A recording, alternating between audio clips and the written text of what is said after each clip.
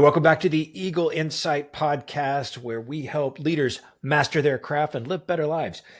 Today's guest is a great friend and a super leadership coach, Marisa McClure, who's a Navy veteran who commanded at two different levels, served as the director of sailing at the Naval Academy, as well as a professor of leadership. She's an independent consultant, a former prison warden, and now a Five Eagles leadership coach. Marissa, is there anything you haven't done? Oh, I'm sure there are a few things, but I did really run the gamut while I was in the Navy. I was on every end of the spectrum in terms of types of responsibilities and jobs. So it was a very diverse career for me.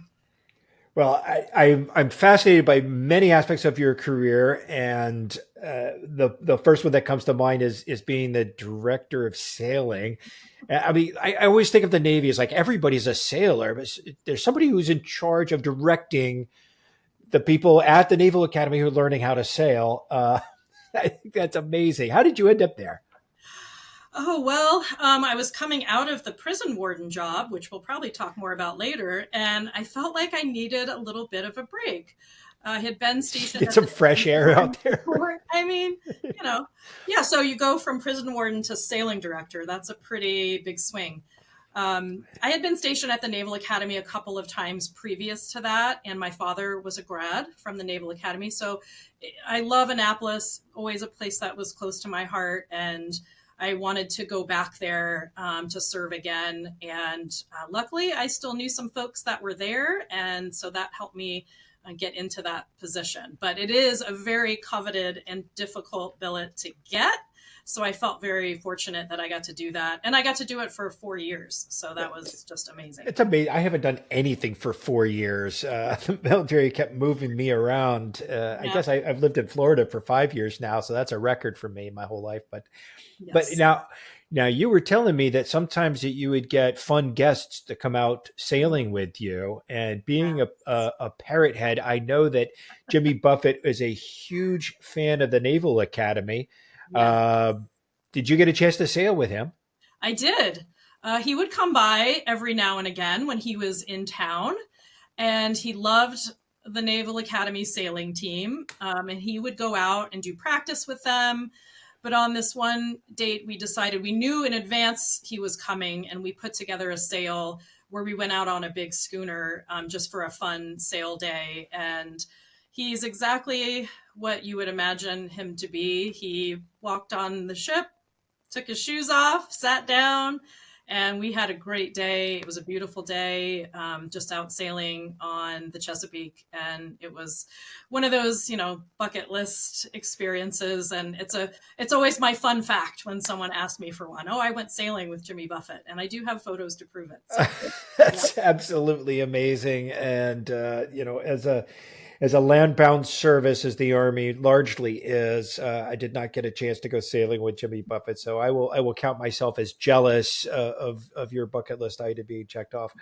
Uh, that's fantastic that you got an opportunity to do something that is, I think, a lot of people don't really consider as part of what are the necessary components of building a military service like the Navy. Hmm. And teaching people how to sail is one of those things. Although I know that you're talking about the sailing team in particular, um, but raising officers, which is what the Naval Academy does, Hmm. and being a leadership instructor there is it takes a special person to be able to do that, right?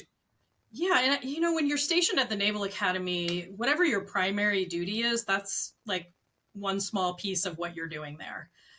I did a lot of additional things, teaching, like you mentioned. It was a great course about ethics and moral reasoning for the naval leader. And so we got to talk about case studies and just have these amazing discussions about, things that we've seen out in the fleet and things that they may see when they get out there to be officers.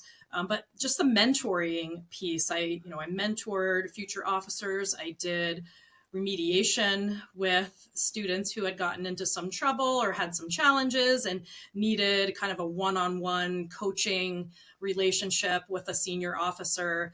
So I did a lot of that. And, it's really just the interaction with these young men and women who are just getting started in their career. And when you're kind of finishing yours up, it's such a blessing to be able to work with them, help them prepare for what they are about to do, and be part of their journey, really, as they're heading out to, be officers in the Navy and the Marine Corps. So I loved everything about being there. I got involved in as many things as I could, and I go back all the time because I love it there. And I have 5 sponsor midshipmen who I sponsored while I was there, and they are out in the fleet doing amazing things in aviation and surface warfare and just having, a great time being officers out there. So It's remarkable to be able to give back to a community that gave you so much. And I know Mhm. as a commander of basic trainees, I got I was pretty old as a battalion commander, right? You're a lieutenant colonel. I don't know. I was in my late 40s, Mhm. but you get these 17, 18, 19-year olds that are becoming soldiers, and they're transforming before your eyes from civilians into soldiers. And it was like an old dog being around a puppy, and the energy that you get from it, Yes. and just knowing that you're trying to raise these puppies right, and you hope that they will go out and do great things, and many of them get to do that. Mhm. And yeah, in some small way, I can relate to the experiences that you had at the Naval Academy through my own service. But the naval is not always what would they say, not all beer and skittles. The Navy sends you some places you don't necessarily always want to go, and sometimes they send you to prison. Um, That's right. Now you hadn't done anything wrong; they just put you in charge of it because somebody had to be in charge, right? Right. I asked for a leadership challenge, so I got one. You got one. Careful what you wish for. Yeah, I can imagine that was a pretty challenging position. So you show up at this prison. You're like, okay, I've got to be a child. Like, how do you take on a challenge like that? Yeah, it was a lot because it's not like I had any background. So I had to, we went to some schools and things to learn as much as we could before we got there. But a lot of it, you're kind of learning on the job.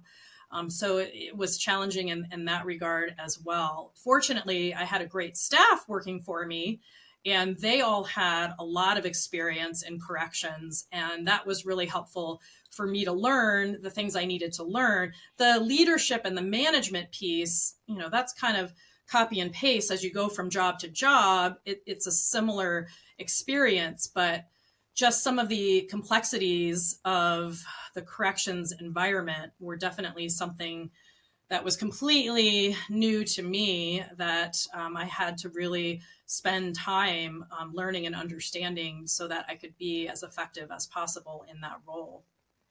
Yeah, so it seems to me that'd be incredibly challenging because you've got a new context, right? New set of rules. There's kind of a new language that goes with that. What I Mhm. found from different places, if you were serving in U.S. Army Europe, they would call something a certain way, and then you'd get over to a forces command in the States. They would have different terminology. If you went to Mhm. TRADOC, they were different. So everywhere you're kind of learning a new language, but I can only imagine how different the language was and the culture Mhm. around the prison environment. So Yeah, it's a challenging environment for sure. At the time I was there, our prisoners would still wear their uniforms. They would take their rank off, but they would still wear camouflage uniforms. And I understood the purpose in that, and I think it was a worthy purpose, right? So they would still, when you put that uniform on, it kind of changes your posture. It changes how you carry yourself and how you behave. And so the goal was to try to tap into that because they all came into the service for a reason. But it made it challenging more so for the staff because especially the younger, less experienced staff members had a really hard time seeing other service members who had done wrong wearing that uniform. They felt they weren't worthy of that uniform anymore. So it was a real challenge just, right off the bat to remind everyone that, while they've done wrong, they've made mistakes, we are here to try to help them rehabilitate and be able to leave here better people who can contribute positively to society. Most of them will be getting out of the military when they leave. But while they were there, we had this responsibility to help with that process. And so we have to treat everyone with dignity and respect, regardless of whatever mistakes they've made. And that can be, like I said, challenging, especially for the younger staff members who just really felt like they had sort of violated the trust of being in that uniform. Yeah, I can imagine that it was a difficult thing for many people to overcome. Nobody likes their trust violated. Mm-hmm. And to see people who are dressed very similar to you acting a certain way or being punished for their actions in the past, I can understand that. And I'm guessing that since then they've changed the uniform.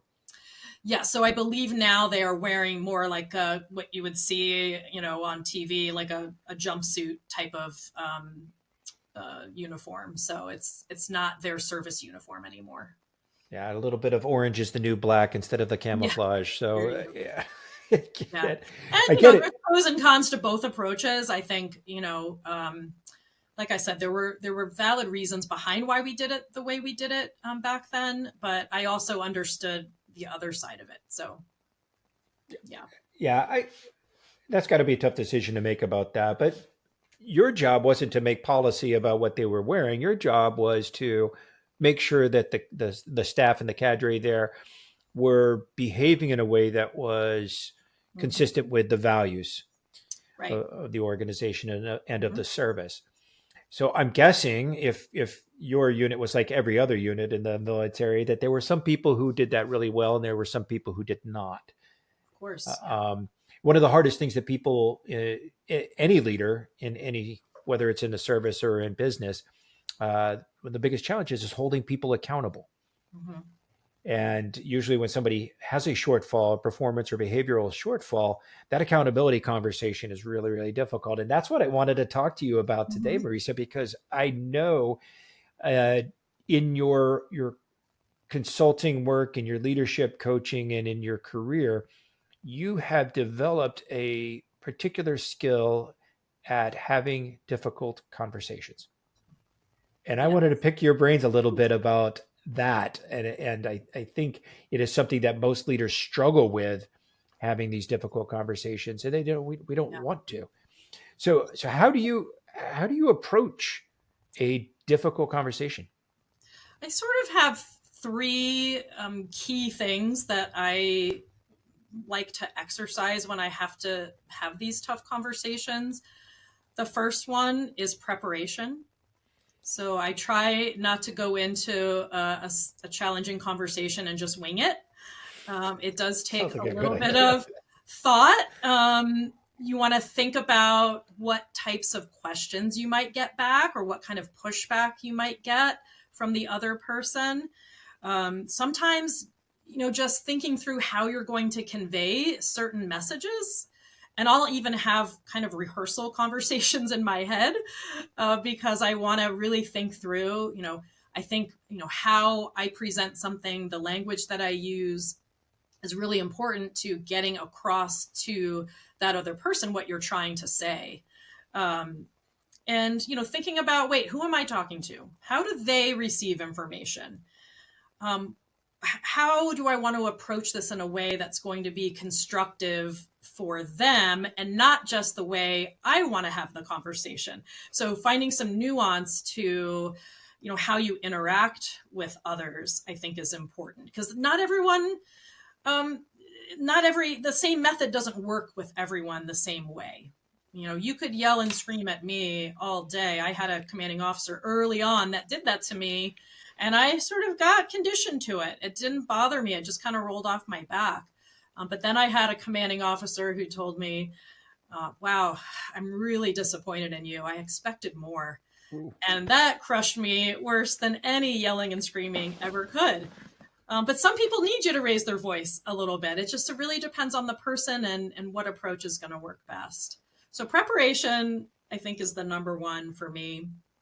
Yeah, I think that's incredibly important. I think there are a lot of leaders that like to wing it. They're usually, they, ironically, they're usually really smart people Mm-hmm. who haven't had to do their homework in the past. And so they've been very successful in all of their endeavors by winging it.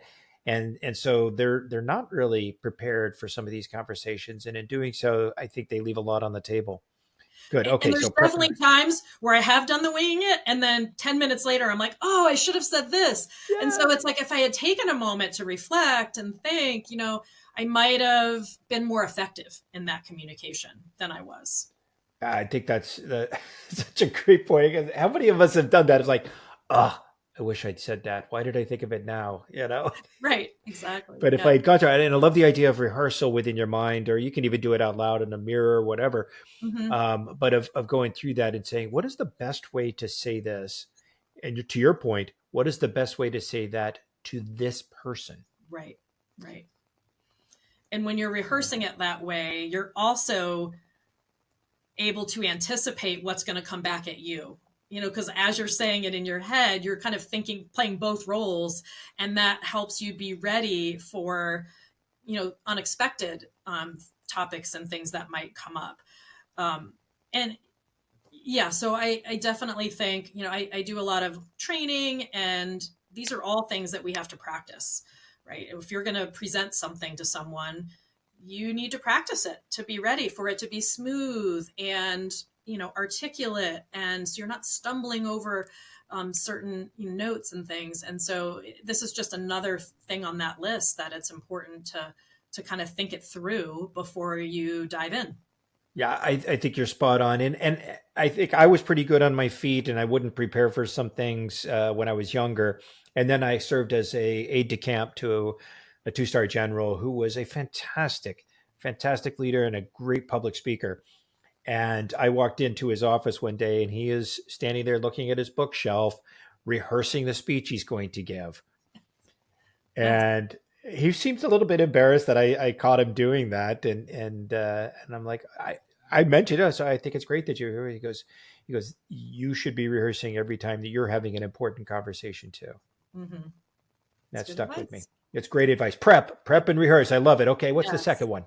So it kind of to segue, because I have those kind of practice conversations in my head, I prefer a direct approach. And while I say take some time to prepare, you don't want to take too much time, because the further away you get from whatever it is you're trying to correct, the harder it is to address that thing. I feel like you're reinforcing bad behavior with silence. So if you wait a week to have the conversation, oh, there's this thing that happened a week ago, let's talk about it, it's too late by then. And for a week, I'm having the practice conversation in my head. So it's for my own well being as well. So I want to think about it, do a little bit of preparation, and then I want to get to it. I try to do it quickly. Those tough conversations don't get easier with time, right? So the longer you wait, the harder it is. And I really do prefer. It's really hard for me. I'm not a confrontational person. I think it was a skill that I really had to work on to be direct with people. But I find that it's better for me in the end. And I think it's better for the person on the receiving end. If you're trying to sugarcoat it, or you're using kind of mushy language, like kind of, sort of, and you're not just giving it to them straight, they're not necessarily going to get the message that you're trying to convey. So direct approach is the second Uh, kind of key yeah, I principle. think that is so important. And when I was a youth soccer coach and I went through the training on that, they said you have to sandwich it, make a corrective Yeah, sandwich, right? Tell them something good, right. then tell them what you want them to work on, and then tell them something good again. So you sandwich it right there. And what the kids would invariably take away from it is, oh yeah, he likes everything I do. Yeah, he's got one thing for me to work on. I don't remember what that is, but he really liked the way I. They remember the last thing you said, probably, They for do. sure. They do. Yep. Yep. Yeah. Because they miss the essence of it. I think the timeliness that you talk about is incredibly important too. And it's not just they need to get back on track as quickly as possible. You need to get that out as quickly as possible. Yes. Get it off your brain. But there's this other audience out there that saw Bob do something stupid or wrong and knows that Marisa knows about it and hasn't done anything about it. And now your credibility is Hmm. slowly sapping downwards as people go, oh, I guess it's okay what Bob did. It's just fine. Otherwise, Marisa would have said something. Right. Yeah. One of my favorite sayings is the standard you walk past is the standard you accept. Yeah, exactly. And that's very true, especially in certain environments. And I think yeah, we're talking about leadership and professional workplaces, but this translates to personal life too. As a parent, if I kind of let things go with my son, he's going to think that's tacit approval to continue on with this type of behavior. So I think it's just human nature to do that, right? If we're not corrected on something, then I guess it must be okay. So yeah, I definitely think you're better off just getting right to it. It's better for you. It's better for that other person. It's better for the organization when you're addressing things as much in the moment as you can. Again, not jumping too quickly into it before you've had a moment to kind of think it through and reflect on how you're going to address it. Sometimes you do have to kind of do it in the moment. It depends on the situation, but you definitely want to, get to it pretty quickly so that it doesn't fester for you and you don't lose the effectiveness of the correction for that Yeah. other person. You know, there's I think you mentioned it being in interpersonal relationships too, and I think that's a really important point, particularly like in an office setting where you're all peers. I mean, it's one thing if you're the leader and you see something and you want you make a correction, but sometimes your peers will tick you off. And I still remember somebody coming to me and says, "Hey, the person in the cubicle next to me is doing this, this, and this. Can you tell them to stop?" And I'm like, "Well, what they're doing is disturbing you. I'm guessing, right? Oh, yeah, it's horrible. I don't." And I'm like, "Okay, well, what did they say when you told them that?" Yeah. No, I couldn't possibly tell them. So how long has this been going on? For years. For Oh, years, really? this has been going Yeah. on. Like, well, okay, so you tolerated this because you were afraid to say something for years, and oh, by the way, if you had said something the first time they did it, it probably would have gone away. Mm-hmm. Yeah. But because you were afraid to take that direct approach that you're talking about, uh, you're gonna suffer for that because it's Right. not going to get better on its own. And Mm-hmm. you know, it is about sometimes people are subtle and they'll make hints about that. I tell my wife this all the time. She's like, "I left a subtle hint for you." I'm like, "How long have you known me? Yeah. Does subtle work? I mean, just be explicit with me, right?" Right. So now she Well, leaves. that's She it. leaves notes. She's like, "This needs Yeah. to get done." You know, so Yeah, I mean, if you're trying to hint at it, or you're sort of being passive aggressive as a reaction instead of just coming out and saying what's on your mind, that's just going to make it worse for you, because now you have to continue to put up with this and you're stewing about it and you're losing sleep about it. And it's just ripping off the band-aid. I've been skydiving a handful of times, and the first time I did it was back in college.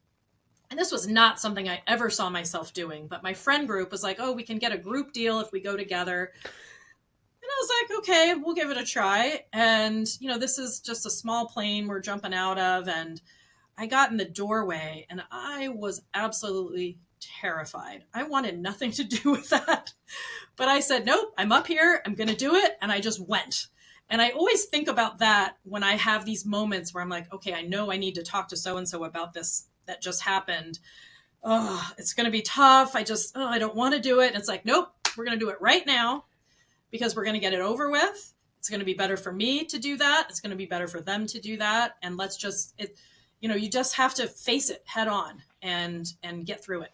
yeah, I completely agree, and I love the idea because I've sat in that doorway at airborne school, and I stood in that doorway when I did skydiving with my daughter. Which, by the way, just as an aside, because it makes me laugh when I think about it, I got her a skydiving thing for her birthday because she wanted Oh, to try it, nice. and then we were there together, and she went out of the plane first, and then I'm sitting there thinking, well, this was about her. This was her Do I birthday really have to? present. There's really no reason for me to get out of this aircraft now that's going to be landing 10 minutes from now. So maybe Yeah. fortunately, it was a tandem jump, and the guy behind me had no idea what I was thinking, and out the Oh, door we so you went. didn't But really have much choice. nah, Yeah. that was that. Yeah. I Well, would I like, swear, I got more nervous with each one. I did 4 jumps, and I got more nervous with each one. And I said, I think I'm good. Like, I've checked the box. I can say I've done it. The military never forced me to do it. I wasn't in a role that required that. But I can say I did it, and that's it. But I do think about that when I'm dealing with something that is hard for me, and I'm scared, and I'm whatever, hesitating for whatever reason. I think about just leaping, just make the leap. yeah, and I think that is such an appropriate metaphor for that. I mean, because once you get out of the aircraft and you go into your stabilization, and okay, I'm safe, probably. Once the chute opens, then No, I'm that then I makes was it good. you feel a Then lot it was the more. most peaceful thing in the world. It's It really is. quiet and you can see. Yeah. It's amazing. It's amazing. But you got It, to get to like, okay, yep, it's good. but I think those conversations are like that too. And there's a Mhm. lot of studies that show that uncomfortableness that you have in starting that conversation usually lasts somewhere between 10 seconds and 30 seconds. Mhm. And once you get past that, you're into the conversation and you're into dealing with the behavior or the performance issue, and you're past that. You're no longer uncomfortable about it. You're like, look, we're doing this for the reason of you getting better, you're performing, or coming into alignment with our values. Mhm. If you can survive 10 seconds, it's just like stepping out of the aircraft. Yep. Give it the 10 seconds and you'll get past it. And then you're on to something that's really, really fruitful. Mhm. So I love that metaphor. I think I'm going to put that in my kit bag. Something. Okay, so first we prep, we rehearse, and then we take a direct approach. We get over ourselves and we just do it. Okay, Yep. what else? Well, the third thing, and we touched on it in a couple spots already, is employing those strong interpersonal skills. So we have to be ready to make that, maximize that interaction by doing things like active listening. And active listening is a combination of verbal and nonverbal interpersonal skills, right? So it's eye contact, it's body language, not making facial expressions like rolling your eyes while the other person's talking, which sometimes you're tempted to do. But then it's also, paraphrasing back what you heard, to make sure, hey, we're on the same page. Like, this is what I heard you say, kind of a thing. This one's hard for me, not interrupting. It's really hard for me. I'm an interrupter. So I do have to work hard to listen, to understand, and not just listen to respond. So there's some danger in that, though, in that sometimes when you make a correction, people are going to start giving you excuses. Well, we can make an exception for that. Then You it's can okay to interrupt interrupt. if it's necessary to let's not continue down this road because that's not getting us, to the right place. I think sometimes if someone's trying to think through and share their thoughts or feelings about something, and it might be a progression, if I jump in too soon, it doesn't allow them to get through and kind of finish their thought. And sometimes they might kind of circle back and say, oh, that I first said this, but now I realize it's really more, kind of over here. So it's maybe knowing the right time to interrupt and making sure that, just because a thought pops in your head doesn't mean you have to say it immediately. So Yeah, that's very good advice. I always have a pad and a pen in front of me. And that way, when the thought comes in my head, I can jot it down because it's hard for me at my age to remember things necessarily to share later. But I don't have to jump in the minute I think of a response. I want to let them finish their thought. And then I can kind of circle back and, okay, that first thing you said, here's my feedback on that. Yeah, I think distinguishing between somebody's reasons for doing something and somebody's excuses for doing something, Yes. it takes some discernment, and it may take some patience on your part Hmm. to consider that. To consider it and then explain the difference to the person. Yeah. Right. So what I'm hearing from you is this, and that sounds like an excuse.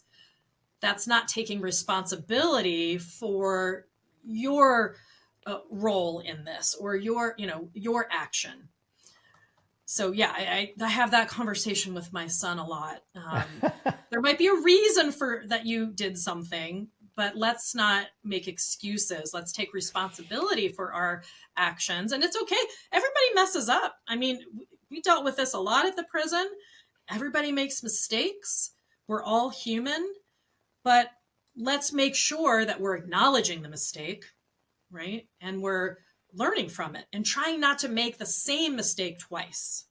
We're going to make more mistakes because we all make them.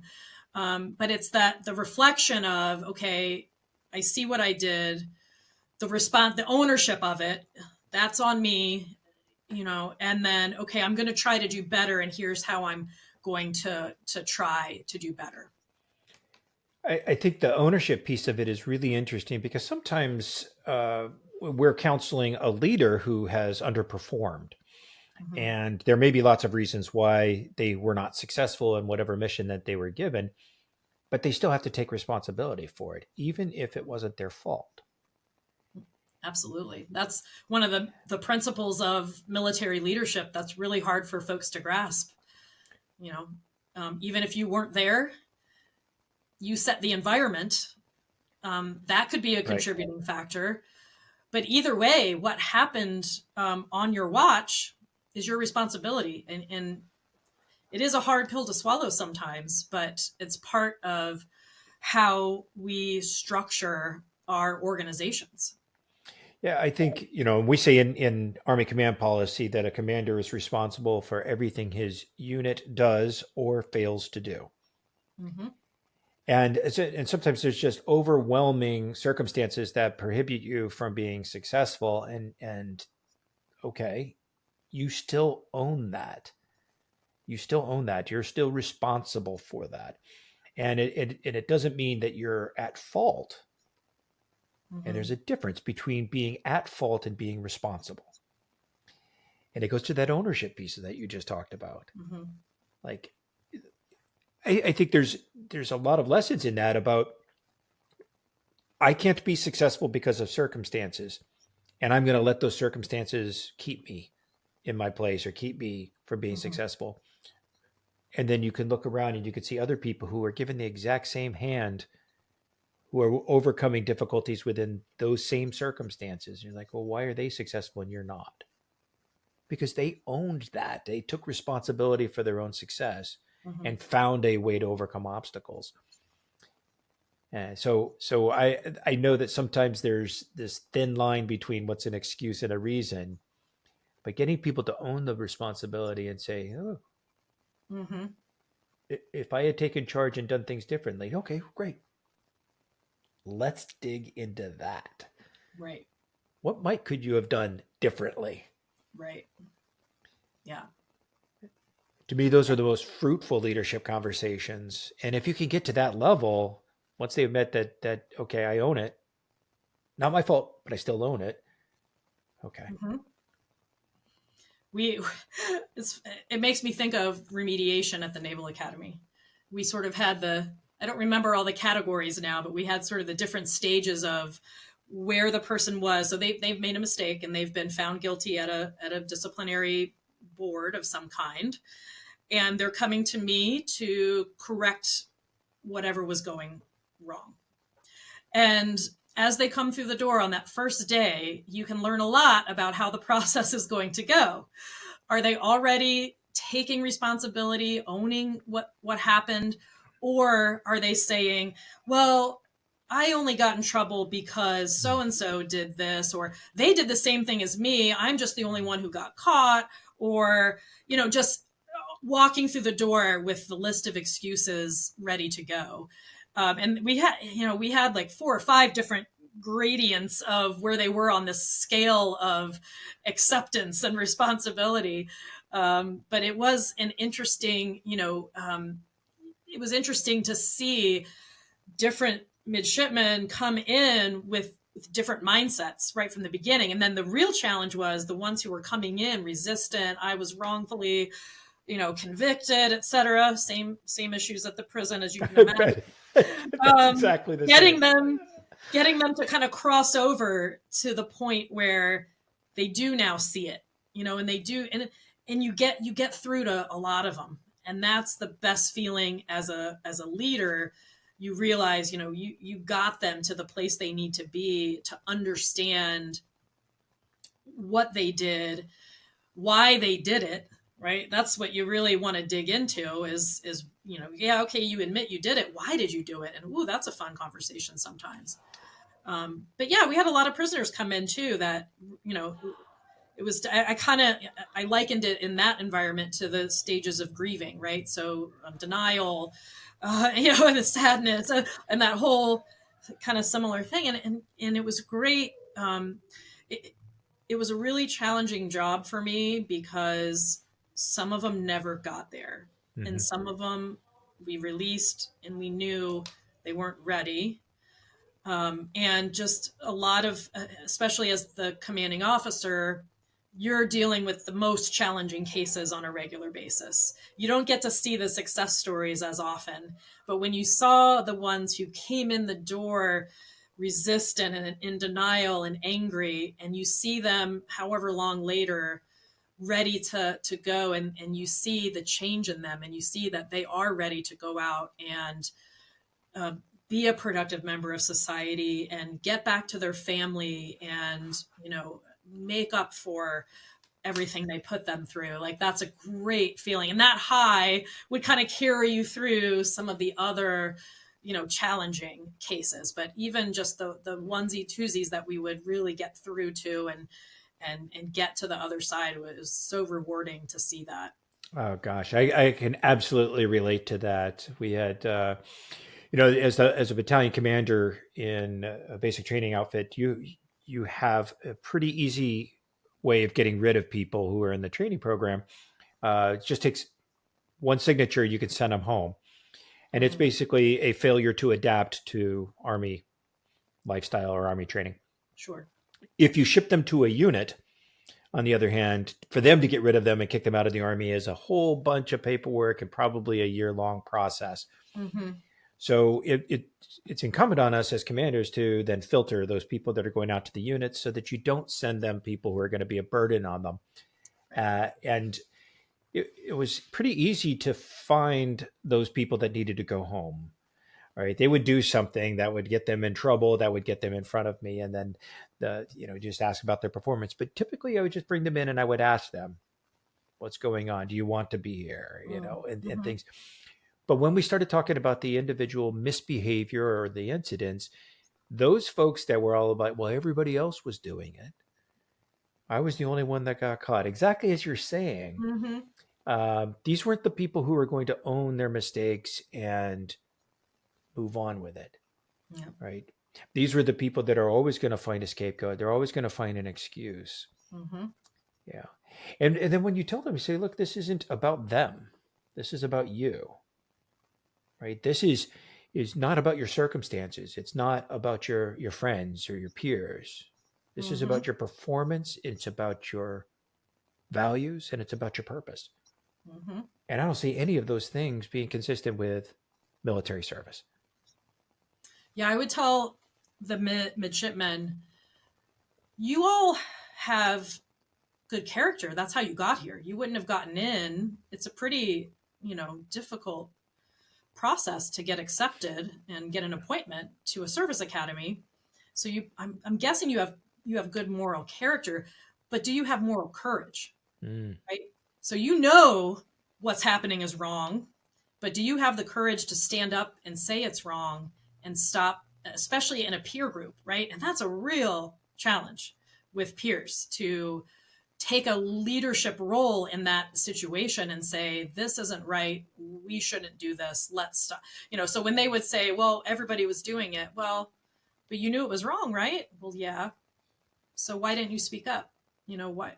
We need our officers to have that moral courage, not just moral character. Yeah. So. That's a great way to phrase it for them, because we talk about courage in the military quite a bit, but we generally think of it as physical courage, Mm-hmm. like our ability and willingness to run into a burning building to save a kitten. Yeah, like, oh yeah, I'm all about it. I'll be there.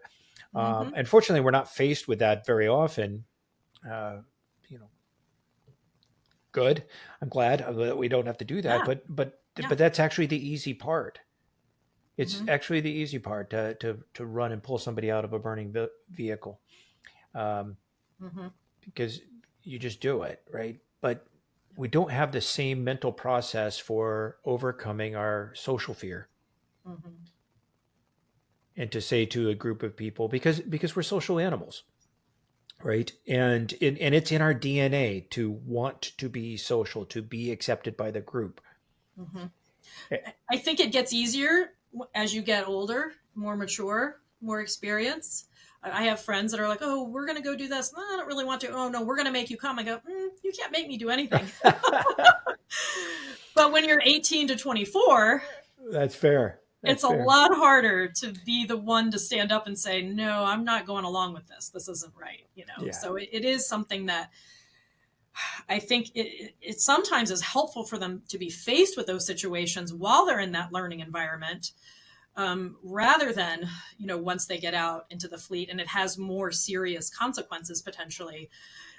So, it's part of the learning environment. But it's a tough lesson for sure. So how do you get an opportunity to teach people how to accept, to be on the receiving end of those difficult conversations?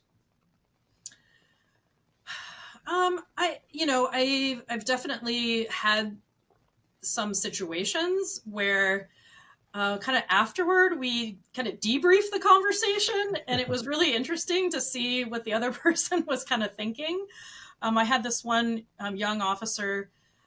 She had done something and someone else brought it to me, so I called her in, and I was very, again, direct approach. I told her, "I heard this is what you said. This is not acceptable. Let's talk about why you said it. Let's figure out, how we're going to move forward." And we went through the whole conversation. And at the end, I said, "Okay, okay, we're done. Let's move on." And she kind of went, "Wait, what? That's it? We're we're done. I'm not going to be dealing with this for weeks on end and stressing about it." I go, "No. We had the conversation. We addressed the issue. I try to use a bit of a collaborative process so they have some ownership in the solution. How are we going to make sure, this is correct going forward?" And she did really well with the interaction. It's like, "Okay, no, that's it. We're done. This is in the past. Let's move on. But don't let it happen again." There you Right. go. So I think it can be challenging, and I've been on both sides of these conversations. Obviously, I was a junior officer and had conversations with leaders, and I had a tendency to be defensive and to push back. And I think, again, with maturity and with experience, you learn how to better manage those situations on either end, right? Yeah. Oh, I think Being so too. open to constructive criticism is really hard for your average human. I mean, I still find it difficult. I know I'm not perfect. I know I don't do everything right. But when someone points out my failures or mistakes, I still don't like to hear it. I mean, who does? But it's, Yeah. again, having the maturity to say, "Okay, I'm going to take a deep breath and I'm going to take in what you're saying, and I'm going to see how I can use that information to improve myself." And I think we all can always improve. Without a So, doubt. Absolutely. And someday over some beers, I will tell you the story of how I almost threw my career away as a brand new second lieutenant when I called bullshit on a lieutenant colonel who was our battalion commander. Um, sounds like a good one. yeah, yeah, it was not my finest moment, I will tell you. To this I've day, I had believe. plenty of those types of moments. Yeah, because I'm a bit of my first commanding officer on my first ship called me a bull in a china shop. And at the time, I hadn't thought about that. No one had ever called me that before, but it made sense, and I kind of take pride in that to some degree. But you have to, again, learn the nuance of, when that's the right approach to take and when you need to be a little bit more introspective or reserved or calm or measured. So it's always a challenge for me to find that right balance. Yeah. So on the receiving end, there is something that I always like to use with folks, and I'm trying to teach them. Okay, we're trying to create a candid culture amongst us, our organization, where people are willing to tell you that you're an annoying person in the cube next door, right? We want them to be able to speak up and say that. Your job receiving that is when you say, when you get feedback, it's supposed to be a gift, right? We say feedback's a gift. Everybody says that, but nobody believes it when they're receiving it. So change that. Like, receive it with grace, just like you would a gift. Receive it with grace and say, okay, this person is trying to help me be better, or be a better teammate, or be a better Mm-hmm. member of our organization. So receive with grace, and then consider the criticism or the feedback with courage.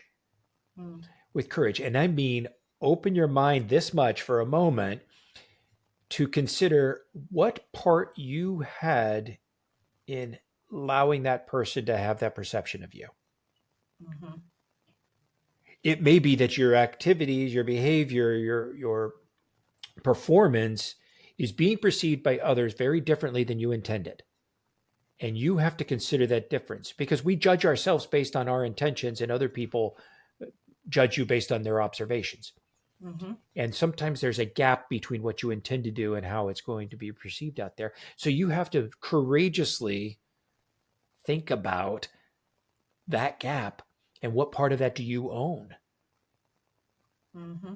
The third part is responding with purpose. So grace, courage, and purpose. And the purpose is, oh, I see why there's a gap.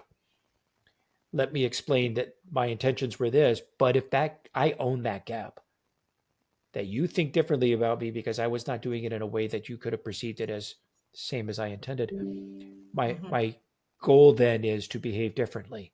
I'm going to take that feedback. Thank you for that.